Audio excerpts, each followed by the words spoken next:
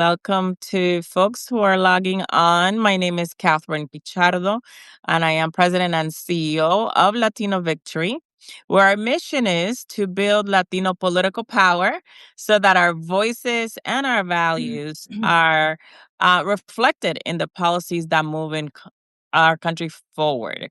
As I always like to say, if we're not at the table, then we're on the menu. And certainly that's the work of Latino Victory to make sure that we get representation at every level. And so I'm excited to have you join us. We have Artie Blanco here, who is a DNC vice chair, also someone who's dedicated her entire adult life to supporting workers and creating livable communities. And so, Artie, I'd love to get started by having you just share a little bit about yourself, your history, how you got to this moment, what got you started in politics and government and the labor movement. Tell us a little bit about yourself. Sure, of course. I am, first of all, I'm born and raised Houston, Texas. Puro Tejana. I'm first generation, but second generation union member and activist, as well as second generation or a lifelong Democrat.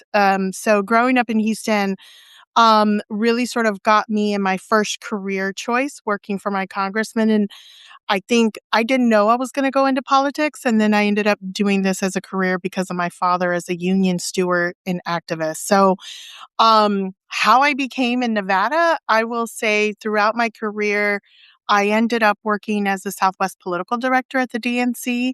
And in 2006, I chose Nevada to be the place that I wanted to be, and really built relationships in that election cycle.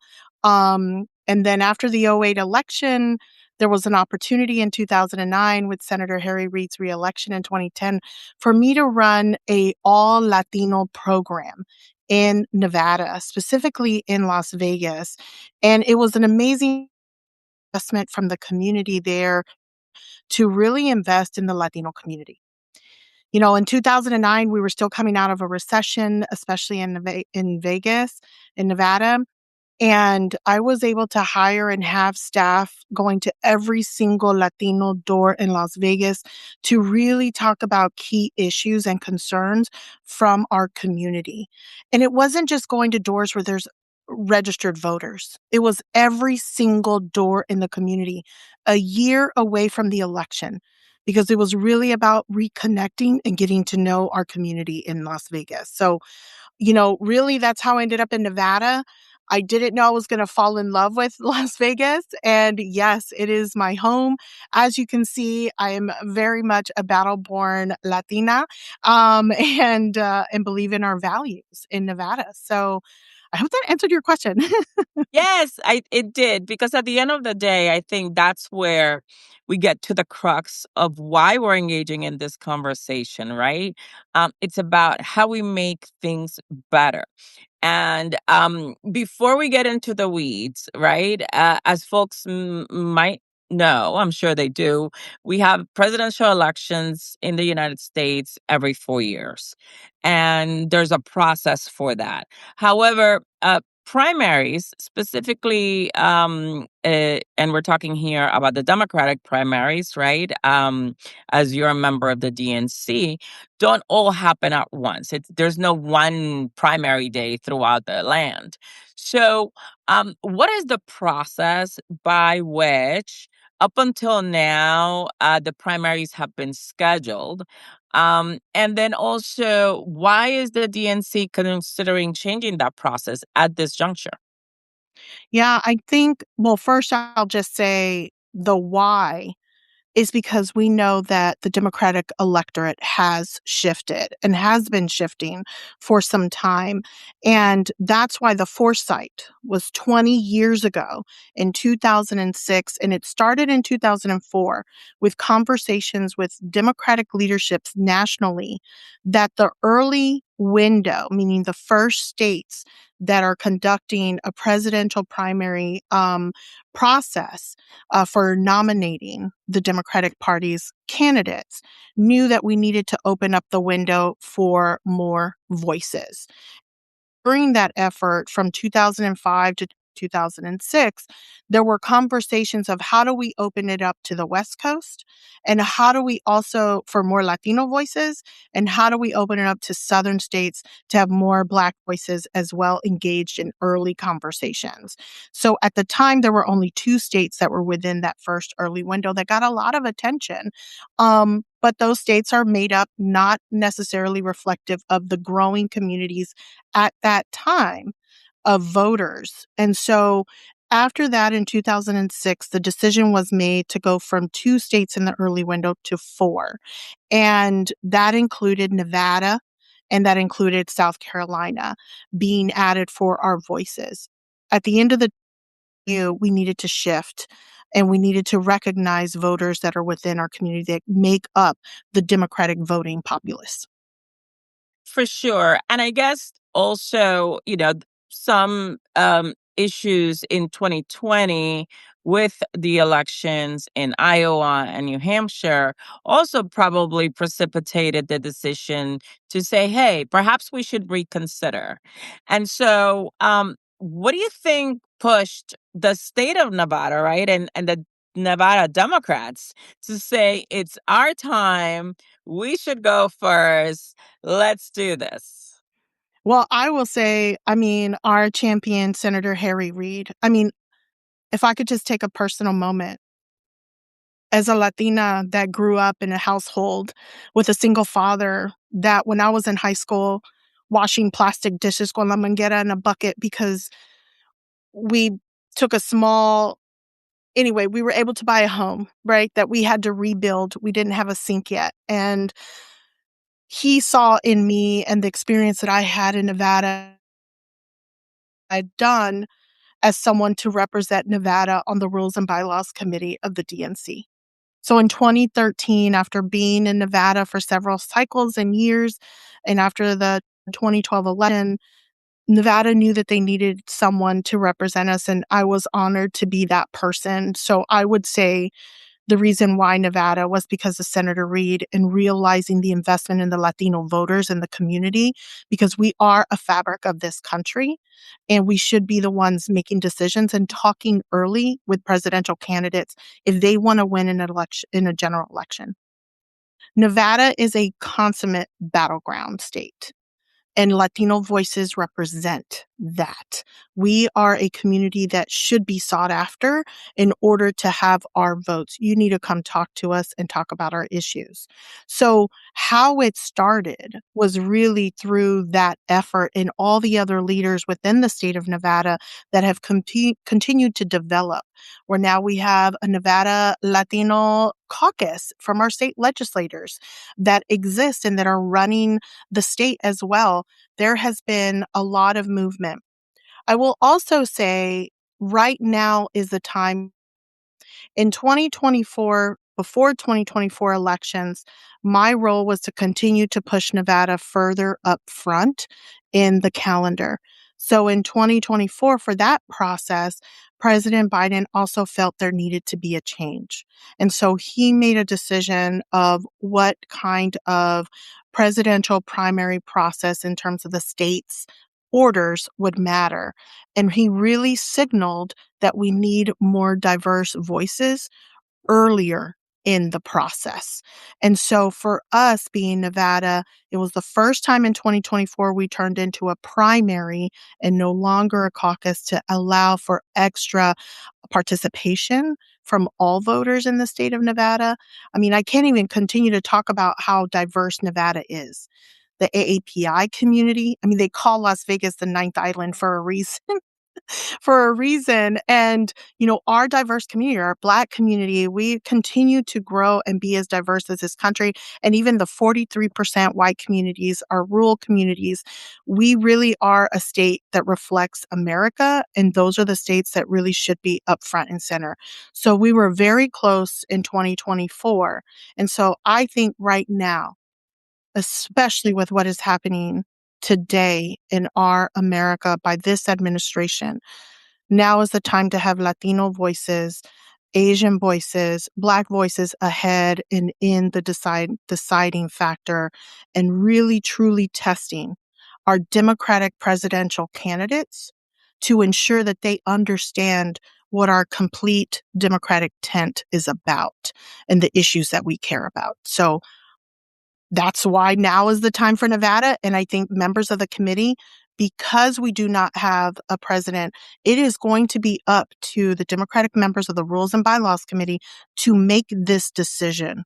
There's no one else that can check us. So at this point, now is the moment, and Nevada has a strong story to tell. And it is about the story of America. And that's what we represent. And so I know it can happen this year for 2028. I'm excited about this battle, and in full transparency for folks who are listening, Latino Victory supported the plan for Nevada to be first in the nation. And the reasons are very simple. You've laid out part of it. Nevada not only is the one state that fulfills the requirements set forth by the DNC as it relates to rigorousness, fairness, and efficiency in the way that they manage their elections. But this is also an opportunity for the DNC to signal to working class voters, to working families, and certainly voters of color that they matter. And I will say also, because it is a battleground state, because it is so diverse, because it reflects America, the candidate that emerges from Nevada as our Democratic nominee will actually already be a battle tested champion that we could then take to the general election and will be best equipped to win. So, Nevada going first, it's not just a smart decision from an administrative point of view and a cultural and America First perspective, but also because it's going to produce the best candidate. And that's why Latino Victory strongly supports Nevada to go first. And I'm excited to work with you to see that happen.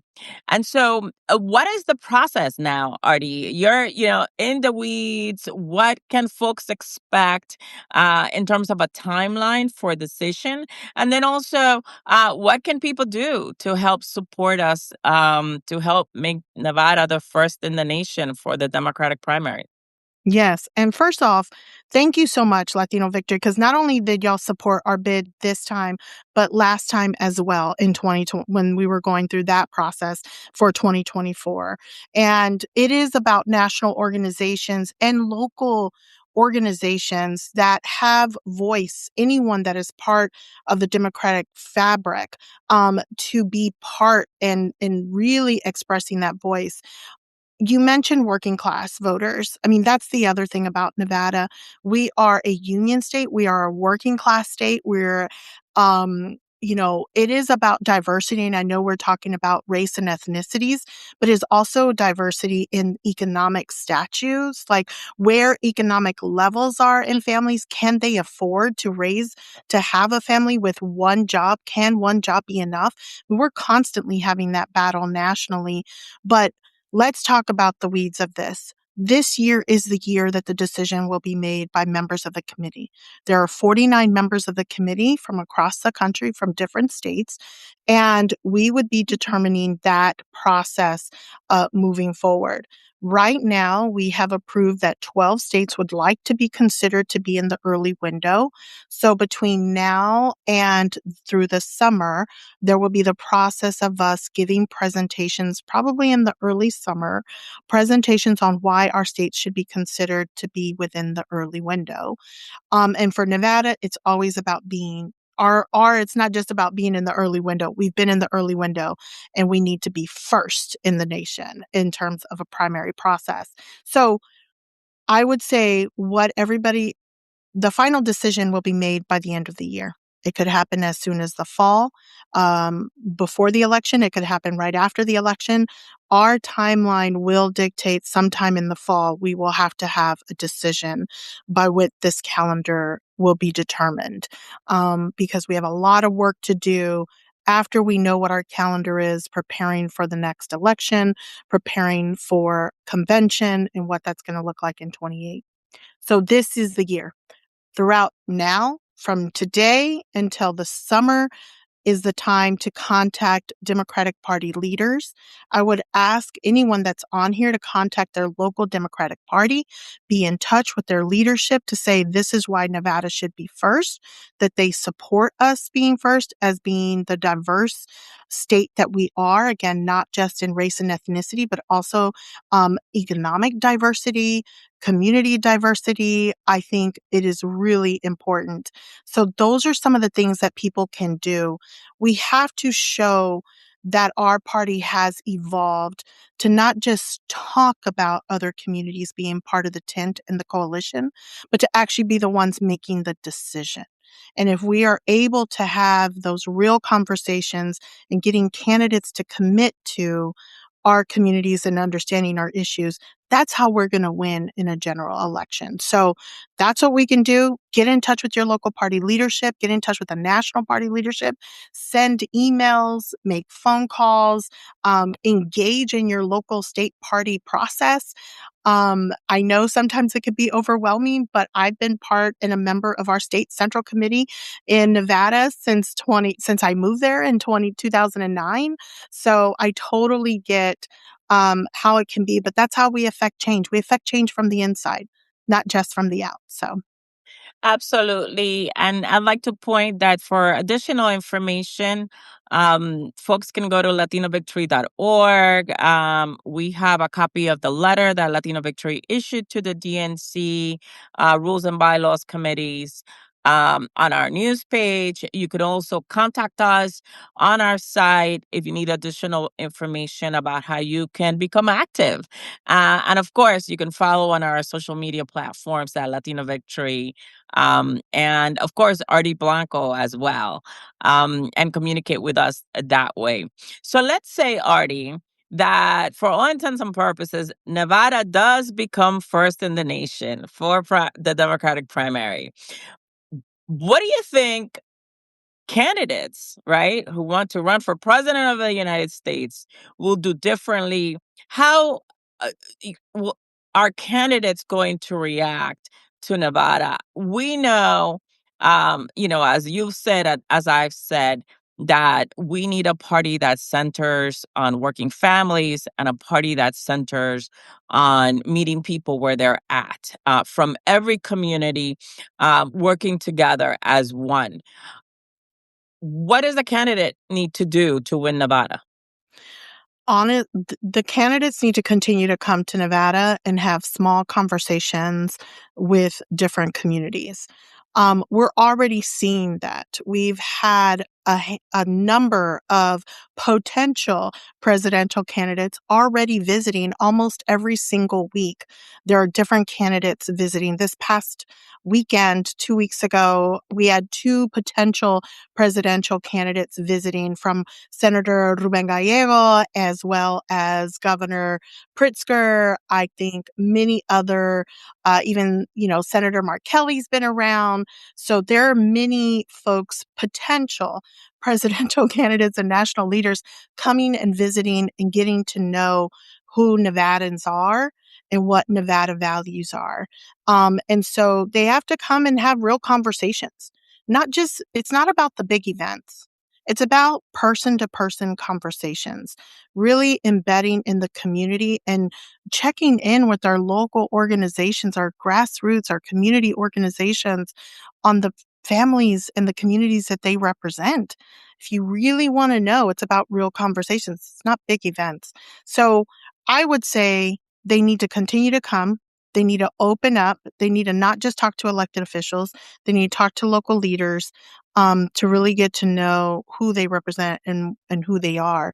I mean, I also work in the labor movement, but at the end of the day, it's not just about going to unions, about figuring out the workers and talking to apprentices, talking to high school students, talking about the education system, talking about our access to healthcare, through patient portals. I mean, figuring out ways to speak with community leaders, on the work that's being done. And, you know, that's the key thing. It's having real conversations and meeting people where they're at.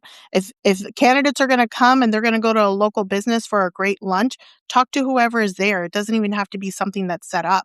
You're on the ground. Talk to voters where they're at. And that's how you're going to learn who Nevadans are and what our values are. So that's what I would say. And not just Las Vegas. Go to Yes, I Reno, was going to Nevada. say that as Go to well. Sparks. Go to We have a Sparks. Go Latina to running Reno. for Go to mayor of Elko. Reno, That's and we right. have not just Latinos, but amazing communities all throughout the state. So I'm glad you mentioned that as well. Yes, of course I'm going to mention it. I love going to these places and visit a Home Means Nevada store and get some Nevada chum as well. So that's all always great. Buy local. Absolutely.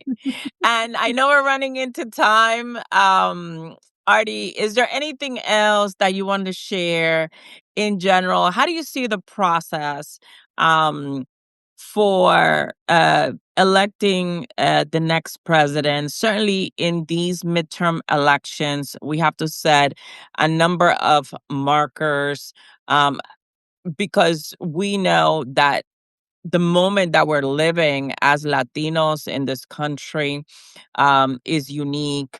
Um, how do you think people are getting engaged? I know we're all coming off an amazing Super Bowl halftime show, and there's a lot of enthusiasm and excitement. But even prior to that, right? We saw record numbers of voters come out to a special election in freezing weather in New Jersey just last Thursday. They supported Ana Lilia Mejia for Congress, who, by the way, was in this Substack just last week, and so we're very excited that she's moving forward as the Democratic nominee. What do you see on the streets? Are you feeling the energy as I am? Oh, I'm totally feeling the energy. I mean, how could you not? I mean, how many of us are like scrolling and every single time you turn on the news, you're hearing something new? I mean, you can't help but engage and talk about what is happening, but also the people that are coming out saying, I need to pay more attention. Regular people that are saying, what is going on? And actually asking the question and wanting to learn more. I've seen that energy lift up in communities and people just they hadn't even thought about it. I mean, my own family members in Texas are starting to ask me, "Hey, are you okay? What's happening?" And really wanting to dive in. And you know my Tejanos sometimes, right? So it takes a little more conversations to have sometimes with them. But I mean, you're seeing this across the country. People want to understand more. I think they're realizing it doesn't matter. Some people, we're always going to be seen as a community based on our skin, but they don't really know us. And I think we have to come together and really support each other at this moment and support our families and our communities and not just keep thinking that's not me.